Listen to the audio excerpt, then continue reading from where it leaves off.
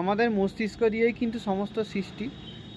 আমাদের মাথা থেকেই সব কিছু যা বের হয় তার মধ্যেই কিন্তু আমরা পরিচালনা করে সমস্ত কাজ করে থাকি। তাই আমাদের মস্তিষ্ককে সঠিকভাবে দাম দিতে হবে সকলকে।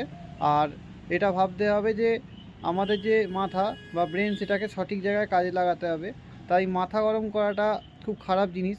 যে কোনো জিনিসে খুব তাড়াতাড়ি ওভার রিয়াক্ট করাটা, সেটাও যেমন খুব খারাপ জিনিস। আর সাথে সাথে কিন্তু হিংসা, শান্তি বজায় না রাখা, যেগুলো মস্তিষ্ক থেকেই বের হয়, এই জিনিসগুলোও কিন্তু খুব বহু খারাপ জিনিস। আর অহংকারটাও খারাপ জিনিস।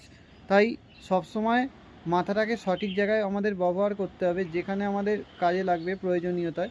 এবং সঠিক জায়গায় যদি আমরা ব্রেনটাকে কাজে লাগাতে পারি, তাহলে কিন্তু আমাদের সকলের মধ্যে কিন্তু ভারসাম্য বজায় থাকবে আর শান্তিও বজায় থাকবে।